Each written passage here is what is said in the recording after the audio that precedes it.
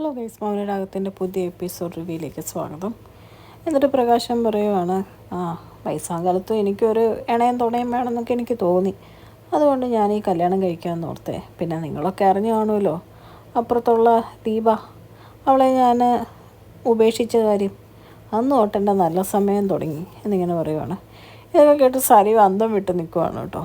അത് കഴിയുമ്പോൾ സരയു കല്യാണക്കുറി കണ്ടിട്ട് ചോദിക്കുന്നുണ്ട്, അല്ല ഇതിൻ്റെ അകത്ത് ഒരു മഹാലക്ഷ്മി എന്നാണല്ലോ എഴുതിയേക്കുന്നത്, ചെന്നൈയിലുള്ള. അപ്പോൾ ചെന്നൈയിലാണോ എന്നിങ്ങനെ ചോദിക്കുമ്പോഴത്തേക്കും പ്രകാശം ചിരിച്ചിട്ട് പറയാണ്, മോളെ മഹാലക്ഷ്മി തന്നെയാണ്. LK കൺസ്ട്രക്ഷൻ്റെ എന്താ ലക്ഷ്മി, അവരുടെ മകൾ കാർത്തിക. അപ്പോൾ ആ LK കൺസ്ട്രക്ഷൻ്റെ ഉടമയും കാർത്തിക മോളുടെ അമ്മയുമായ മഹാലക്ഷ്മിനെയാണ് ഞാൻ വിവാഹം കഴിക്കുന്നത് എന്നിങ്ങനെ പറയും കേട്ടോ. ഇത് കേൾക്കുമ്പോഴത്തേക്കും എല്ലാവരും അന്തം വിട്ടു പോവുകയാണ്.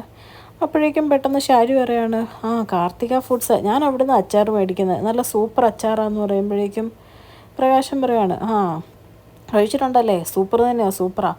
ഇപ്പോൾ അവിടുത്തെ സൂപ്പർവൈസർ ആരാന്ന് ഓർത്താ, എൻ്റെ അമ്മയാണ് ഇപ്പോൾ അവിടുത്തെ സൂപ്പർവൈസർ എന്നൊക്കെ ഇങ്ങനെ പറയും കേട്ടോ. ഇതൊക്കെ കേൾക്കുമ്പോഴേക്കും രാഹുലും സരയും ഷാരിയൊക്കെ ഒന്നും മിണ്ടാൻ പറ്റാത്ത രീതിയിൽ, ഇവന് വരെ നല്ല കാലം എന്നുള്ള രീതിയിൽ നിൽക്കുക കേട്ടോ.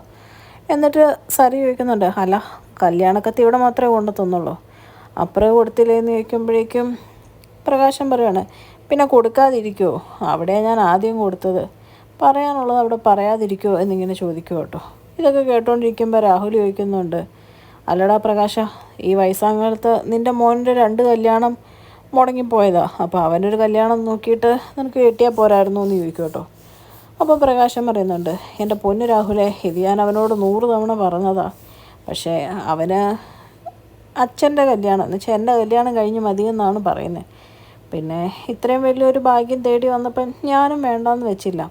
അല്ല നിങ്ങളുടെ മരുമോൻ എന്തേ, അമേരിക്കക്കാരൻ എന്ന് ചോദിക്കും കേട്ടോ രാഹുലിനോട്.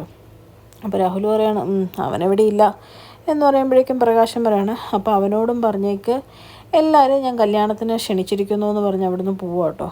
പ്രകാശൻ അങ്ങ് പോയി കഴിയുമ്പോഴേക്കും ഷാരി പറയാണ്, അയാളുടെ വരും നല്ല സമയം, ഇവിടെ ഒരു പേങ്ങനുണ്ട്, എന്തിനേലും കൊള്ളാവോ എന്നിങ്ങനെ ചോദിക്കുമ്പോഴേക്കും രാഹുൽ ഷാരിയോട് ചോദിക്കുക, എന്താ ഇനി ഞാൻ 2ാമത് കെട്ടണം എന്നാണോ നീ പറയുന്നതെന്ന് ചോദിക്കുമ്പോഴേക്കും ഷാരി പറയാണ്, കെട്ട, അങ്ങനെയും എൻ്റെ തലേന്നൊന്നും ഒഴിഞ്ഞു പോകുമല്ലോ എന്ന് പറഞ്ഞ് ദേഷ്യപ്പെട്ട് അവിടുന്ന് പോവുക കേട്ടോ.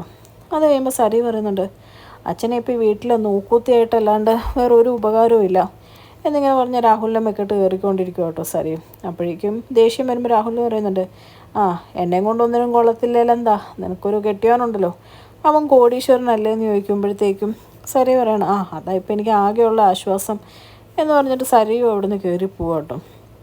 പിന്നെ കാണിക്കുന്നത് നമ്മുടെ മുത്തശ്ശീനെയാണ്. മുത്തശ്ശി അങ്ങനെ ഇരിക്കുന്ന സമയത്ത് പ്രകാശം ഭയങ്കര ഹാപ്പി ആയിട്ടങ്ങ് വരും കേട്ടോ. ഇത് കാർത്തികയും കാണുന്നുണ്ട്. അപ്പോൾ കാർത്തിക പറയുന്നുണ്ട്, അമ്മേ ദേ അച്ഛൻ വരുന്നുണ്ടെന്ന് പറയുമ്പോഴത്തേക്കും പ്രകാശിൻ്റെ മുഖത്തെ സന്തോഷം കാണുമ്പോഴത്തേക്കും ഭാനുമതി അമ്മ ചോദിക്കുകയായി, എന്താടാ പ്രകാശ എന്ന് ചോദിക്കുമ്പോഴേക്കും കല്യാണമൊക്കെ വിളിച്ചു, എല്ലാവരെയും വിളിച്ചു, രാഹുലിനെയും ദീപേനെയും എല്ലാത്തിനെയും വിളിച്ചിട്ടുണ്ടെന്ന് പറയുവാണ്. അത് കഴിയുമ്പോഴേക്കും പ്രകാശം പറയുകയാണ്, ഇനി ഒരു താലിമാലയും കൂടെ ആയിക്കഴിഞ്ഞ് കഴിഞ്ഞാൽ ബാക്കി എല്ലാം സെറ്റാവുമെന്ന് പറയും കേട്ടോ.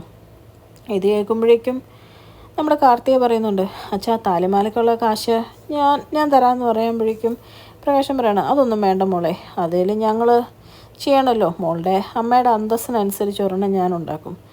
അപ്പോഴേക്കും കാർത്തിക പറയുന്നുണ്ട്, അതിന് കടമൊന്നും മേടിക്കേണ്ട അച്ഛാന്ന് പറയുമ്പോഴേക്കും പ്രകാശം പറയാണ്, കടപ്പം മേടിച്ചാൽ എന്താ മോളെ കുഴപ്പം, ഇപ്പം തന്നെ മോക്കറിയാമല്ലോ ഞങ്ങൾക്ക് കമ്പനിയിൽ 3 കോടി ഷെയറുണ്ട്, അപ്പോൾ 1 വർഷം കഴിയുമ്പോഴേക്കും അത് എത്ര കോടിയാവും, അപ്പോൾ മോള് എടുത്തോളാൻ പറഞ്ഞു, പക്ഷേ ഞങ്ങളിപ്പോൾ എടുക്കുന്നില്ല, അപ്പോൾ അത്രയും ആസ്തിയുള്ള എനിക്ക് ഒരു താലിമാല മേടിച്ച് മോളുടെ അമ്മയുടെ കഴുത്തിൽ ഇടാൻ ബുദ്ധിമുട്ടുണ്ടാവുമല്ലോ എന്നിങ്ങനെ പറയും കേട്ടോ. അപ്പോഴേക്കും കാർത്തിക പറയാണ്, ഓക്കെ എല്ലാം ശരി, അച്ഛൻ്റെ ഇഷ്ടം പോലെ, പിന്നെ അമ്മയുടെ പേരിൽ തന്നെ 1000 കോടിക്കടുത്ത് സ്വത്തുണ്ട്, അമ്മ കല്യാണം കഴിയുമ്പോൾ അത് അച്ഛൻ്റെ പേരിലും കൂടെ എഴുതണം എന്നാണ് പറഞ്ഞേക്കുന്നത് എന്നൊക്കെ പറഞ്ഞിട്ട് കാർത്തിക അവിടെ നിന്ന് പോവുക കേട്ടോ. കാർത്തിക അങ്ങ് പോയി കഴിയുമ്പോഴേക്കും ഭാനുമതി അമ്മ പറയും, എടാ പ്രകാശ 1000 കോടി ഉണ്ടെന്ന്, ഇവളുടെ പേരിലും കാണുകയല്ലോ എന്ന് ചോദിക്കുമ്പോഴേക്കും പ്രകാശം പറയുകയാണ്, 2000 കോടി എന്നിങ്ങനെ പറയുമ്പോഴേക്കും ഭാനുമതി അമ്മ പറയാം, സമയം തെളിഞ്ഞടാ പ്രകാശ, ഇനി ഒന്നും നോക്കാനില്ല എന്നിങ്ങനെ പറഞ്ഞ് ഭയങ്കരമായിട്ട് സന്തോഷിക്കുക കേട്ടോ. അത് കഴിയുമ്പോൾ പ്രകാശനോട് ഭാനുമതി അമ്മ പറയുക, വിക്രത്തെക്കാളും ഇളയതായിരുന്നെങ്കിൽ വിക്രത്തെ കൊണ്ട് കെട്ടിക്കാരുന്നടാന്ന് പറയുമ്പോഴേക്കും പ്രകാശം പറയാണ്, മനസ്സിലിരിപ്പ് കൊള്ളാലോ, ആ അത് സാരമില്ല, നമുക്ക് ഇവളുടെ കല്യാണം നടത്തണം, ഒരു കോടീശ്വരനെ കൊണ്ട് തന്നെ. അങ്ങനെ കോടിയും കോടിയും കൊണ്ട് ഡബിൾ കോടി. പക്ഷേ അതൊരു മണോണാഞ്ചനായിരിക്കണം, നമ്മൾ പറയുന്ന കേട്ട് നമ്മുടെ ചൊൽപ്പടിക്കകത്ത് നിൽക്കണം. അങ്ങനെ ഒരു സ്വത്തും പുറത്തോട്ട് പോവാതെ എല്ലാം നമുക്ക് ഏറ്റെടുത്ത് നോക്കി നടത്താൻ പറ്റുന്ന ഒരുത്തൻ എന്ന് പറയാം. ഇതൊക്കെ കേട്ട് ഭാനുമതി അമ്മയും തലയാട്ടിക്കൊണ്ടിരിക്കും കേട്ടോ. അത് കഴിയുമ്പോൾ പ്രകാശം പറയുന്നുണ്ട്, ഞാനെന്തായാലും താലിമാല ഒപ്പിക്കാനുള്ള കാശിന് ആ രായപ്പണ്ണനെ ഒന്ന് കണ്ടിട്ട് വരാമെന്ന് പറയും കേട്ടോ. അപ്പോഴേക്കും ഭാനുമതി അമ്മ പറയുന്നുണ്ട്, എടാ ഈ ഷെയർ എടുത്തു കഴിഞ്ഞ് കഴിഞ്ഞാൽ അതിൻ്റെയൊക്കെ ആവശ്യമുണ്ടോ എന്നിങ്ങനെ ചോദിക്കുമ്പോഴത്തേക്കും പ്രകാശം പറയാണ്, അവരെടുത്തോളാൻ പറയും, പക്ഷെ നമ്മളങ്ങനെ എടുക്കരുത്, നമ്മൾ അവരുടെ സ്റ്റാറ്റസിനൊപ്പം നിൽക്കണം, എങ്കിലേ അവർക്കൊരു വില ഉണ്ടാവുള്ളൂ. എന്തായാലും ആ ദീപ എന്ന് പറഞ്ഞവളുടെ താലിമാല ഒരു 4 പവൻ, പിന്നെ കാർത്തിക മേടിച്ചത് 5, ഇനി ഒരു 6 പവനോട് കൂട്ടി ഒരു 15 പവൻ്റെ കയ്യിൽ മാല ഇട്ടിട്ട് വേണം കെട്ടാൻ, എങ്കിലേ നമുക്കൊരു വില ഉണ്ടാവുള്ളൂ എന്നൊക്കെ പറയുവാണ് കേട്ടോ. അത് കഴിയുമ്പോൾ പ്രകാശം നേരെ രായപ്പണ്ണനെ കാണാൻ ചെല്ലുവാണ്.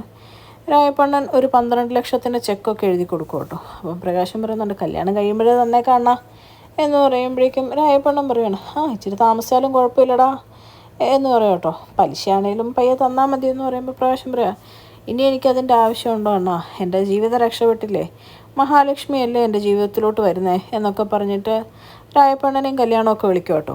അപ്പോൾ രായപ്പണ്ണൻ ഇച്ചിരി ശോചനീയമായ അവസ്ഥയായി ഇപ്പം.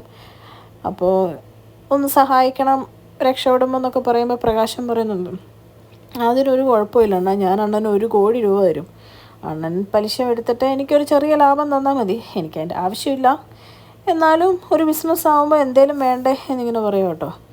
അപ്പോഴേക്കും രായപ്പണ്ണൻ പറയുന്നുണ്ട്, എടാ പ്രകാശ നിൻ്റെ നല്ല മനസ്സാ എന്ന് പറയുമ്പോൾ പ്രകാശം പറയുകയാണ്, അതെ ഇത്രയും നാൾ എൻ്റെ പെമ്മക്കൾ 2 രക്ഷപ്പെട്ടപ്പം എൻ്റെ മകൻ എവിടെയായിരുന്നു എന്നറിയാമല്ലോ, അപ്പോൾ ഇനി തൊട്ട് എനിക്കും എൻ്റെ മകനൊക്കെ നല്ല സമയമാണ്, അവരൊക്കെ അനുഭവിക്കാൻ പോകുന്നുള്ളൂ എന്ന് പറഞ്ഞ് പ്രകാശൻ ചെക്കും മേടിച്ച് അവിടെ നിന്ന് തുള്ളിച്ചാടി പോവാട്ടോ. പോയി കഴിയുമ്പോൾ രായപ്പണ്ണൻ ഇങ്ങനെ ചിന്തിക്കുവാണ്, ഓരോരുത്തവന്മാരുടെയൊക്കെ സമയം വയസ്സാങ്കാലത്ത് എന്നിങ്ങനെ ചിന്തിച്ച് നിൽക്കുവാണ്. അത് കഴിയുമ്പോൾ ഭാനുമതി അമ്മ അവിടെ ഇരിക്കുമ്പോഴേക്കും പ്രകാശൻ അങ്ങ് ചെല്ലുമ്പോൾ ഭാനുമതി അമ്മ ചോദിക്കും, എടാ കാശ് കിട്ടിയോ എന്ന് ചോദിക്കുമ്പം പ്രകാശം പറയുന്നുണ്ട്, എൻ്റെ മുഖത്തെ സന്തോഷം കണ്ടിട്ട് അമ്മയ്ക്ക് എന്താ തോന്നുന്നത് എന്നിങ്ങനെ പറയുവാണ്. എന്നിട്ട് പ്രകാശനോട് പറയുന്നുണ്ട്, എന്നാലും ആ ഷെയർ മേടിച്ചാൽ മതിയായിരുന്നടാ എന്ന് പറയുമ്പോൾ പ്രകാശം പറയാം, മിണ്ടായിരിക്കമ്മേ, എപ്പോഴും ഇങ്ങനെ എച്ചിക്കണക്ക് പറയാതെ എന്നിങ്ങനെ പറയുന്ന സമയത്ത് കാർത്തിക അവിടെ നിന്ന് പയ്യെ വരുന്നുണ്ട് കേട്ടോ, ഇതൊക്കെ കേട്ടുകൊണ്ട്. അത് കഴിയുമ്പോൾ പ്രകാശം പറയുന്നുണ്ട്, അന്ന് ആ ദീപയ്ക്ക് 4 പവൻ്റെ മാല ഇട്ടത് എന്തായാലും നന്നായി, അല്ലായിരുന്നെങ്കിൽ ഇനി അതിൻ്റെയും കൂടെ കൂടുതൽ ഒപ്പിക്കേണ്ട വന്നേനെന്ന് പറയുവാണ്. അപ്പോഴേക്കും ഭാനുമതി അമ്മ പറയാം, ആ 4 പവനൊന്ന് ഒപ്പിച്ച് ഓർത്താ എന്നിങ്ങനെ പറഞ്ഞ് നിൽക്കുമ്പോഴേക്കും കാർത്തിയെ കാണുമ്പോൾ പറയണം, ആണ്ട് മോള് വന്നു എന്നിങ്ങനെ പറയും കേട്ടോ.